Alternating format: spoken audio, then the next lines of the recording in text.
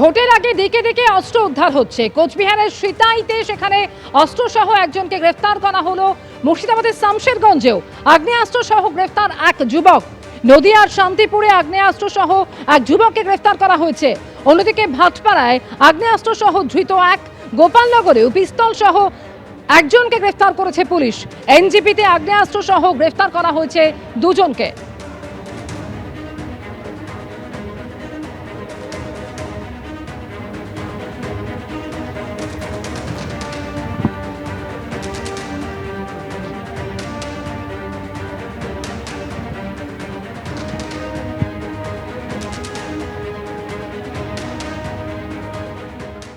গত রবিবার রাজ্যে ভোটে নির্ঘণ্ট ঘোষণা হওয়ার পরই রাজ্য প্রশাসনের একেবারে শীর্ষস্তরে একাধিক গুরুত্বপূর্ণ রদবদলের পর এবার এক লক্ষ্যে 11 জন ডিএম অপসারিত, 2 ডিও অপসারণ। জেলার নির্বাচন পরিচালনার পুরো দায়িত্ব জেলা শাসকদের। ভোটের সময় এই জেলা শাসকরাই ডিওর ভূমিকা পালন করেন। এসআইআর পর্বেও পুরো দায়িত্ব ছিল জেলা শাসক বা ডিওদের উপর। আর কারা কারা নতুন জেলা শাসক হলেন একবার জানিয়ে দিই। কোচবিহারের নতুন জেলা শাসক হলেন জিতিন যাদব, জলপাইগুড়ির সন্দীপ ঘোষ, উত্তর দিনাজপুরের নতুন জেলা শাসক বিবেক কুমার, মালদার নতুন জেলা শাসক হলেন রাজনবীর সিং কাপুর, মুর্শিদাবাদের আর অর্জুন। নদিয়াতেও জেলা শাসককে অপসারণ করা হয়েছে এবং সেই জায়গায় নতুন দায়িত্বে এলেন শ্রীকান্ত পল্লী। পূর্ব বর্ধমানের নতুন জেলা শাসক হলেন শ্বেতা আগরওয়াল। কলকাতা উত্তরের নতুন জেলা নির্বাচনী আধিকারিক স্মিতা পান্ডে, পুর কমিশনার স্মিতা পান্ডাকে দেয়া হলো কলকাতা উত্তরের দায়িত্ব এবং কলকাতা দক্ষিণের নতুন জেলা নির্বাচনী আধিকারিক হলেন রণধীর কুমার। রোল অবজারভার রণধীর কুমারকে করা হলো দক্ষিণ কলকাতার ডিও। উত্তর 24 পরগনার নতুন জেলা শাসক শিল্পা গৌরীসারিয়া। দক্ষিণ 24 পরগনার নতুন জেলা শাসক হলেন অভিষেক কুমার তিওয়ারি। দার্জিলিংয়ে হরিশঙ্কর পানিক্কার এবং আলিপুরদুয়ারে টি বালাসুব্রমণ্যম।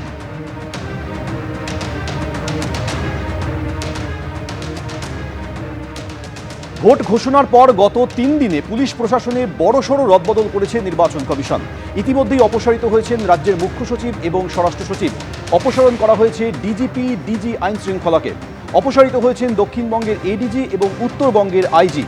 একই সঙ্গে অপসারিত হয়েছেন সিপি কলকাতা এবং রাজ্যের আরও 4 কমিশনারেটের সিপিরা। অপসারণ করা হয়েছে 12 জেলার এসপি এবং 5 জন ডিআইজিকে। আর এবার অপসারিত হলেন 11 জন ডিএম এবং 2 জন ডিইও। নির্বাচনের আগে পুলিশ প্রশাসনের অধিকাংশ জায়গাতেই নতুন মুখ আনছে কমিশন।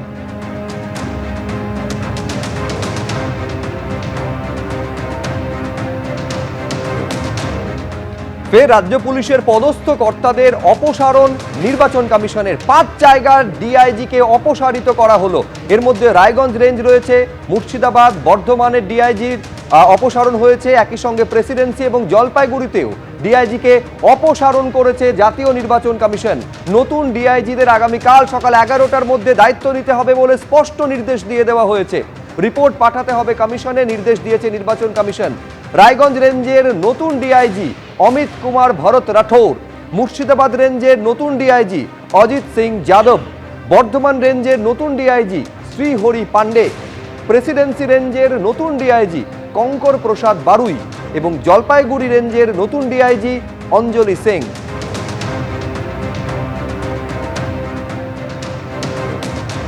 ভোটে নির্ঘণ্ট ঘোষণা হয়েছে রবিবার এবং তারপর থেকে একের পর এক মুখ্য সচিব, স্বরাষ্ট্র সচিবের অপসারণ থেকে শুরু হয়েছিল। তারপর রাজ্য পুলিশের ডিজি, কলকাতার পুলিশ কমিশনার, এডিজি আইন শৃঙ্খলা থেকে শুরু করে একেবারে ডিআইজি রেঞ্জে পর্যন্ত বদল করা হয়েছে। জেলা শাসকদের বদল করা হয়েছে। পুলিশ সুপার, 1 ডজন পুলিশ সুপারকে সরিয়ে দেওয়া হয়েছে। ডিজি, আইজি রেঞ্জে পর্যন্ত বদল করা হয়েছে। আর এবার 5 জন ডিআইজিকে সরিয়ে দেওয়া হলো।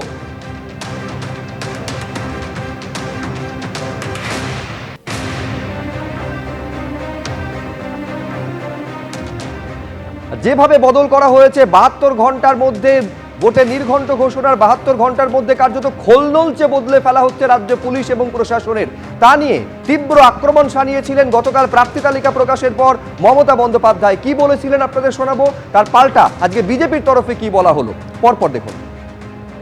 ওদের আরএসএস এর কিছু লোক এসছে, আমি তাদের শ্রদ্ধা করি যারা পুরনো আরএসএস। এখনকার যারা এসছে এরা তো 10 স্টার আরএসএস। এরা বসে বসে হরিয়ানা থেকে লোক নিয়ে এসছে, পিক অ্যান্ড চুজ। টনসিল বলে কাউকে নিয়ে এসছে নিকনাম, সে ঠিক করছে এখানকার চিফ সেক্রেটারি কে হবে।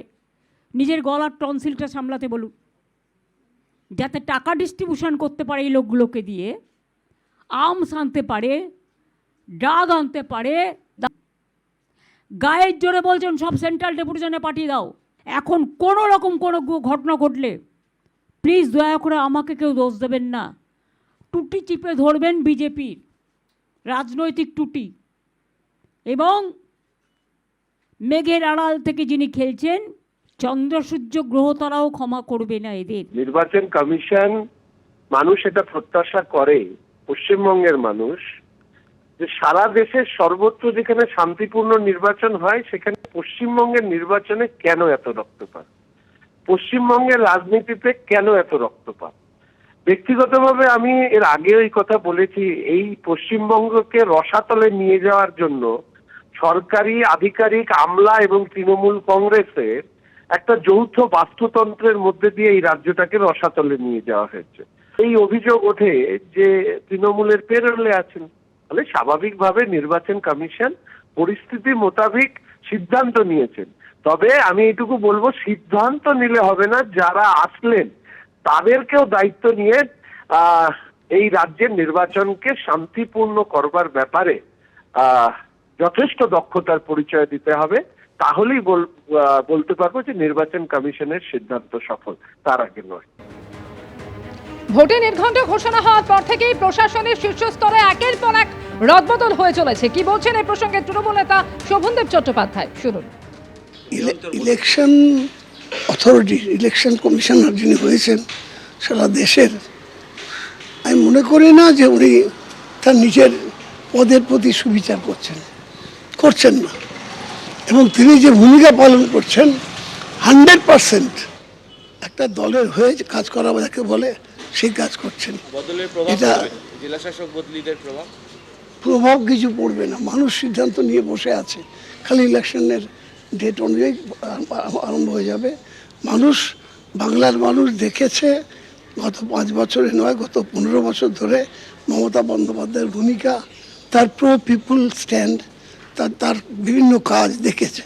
ওদের পুলিশ বদল করে দিয়ে ওরা যে সমস্ত ভয়ের একটা বাতাবরণ তৈরি করার চেষ্টা করছে, ওগুলো করে কিচ্ছু হবে না। একজনও তৃণমূলের কর্মী ভয় পাবে না। এবিপি আনন্দ, এগিয়ে থাকে, এগিয়ে রাখে।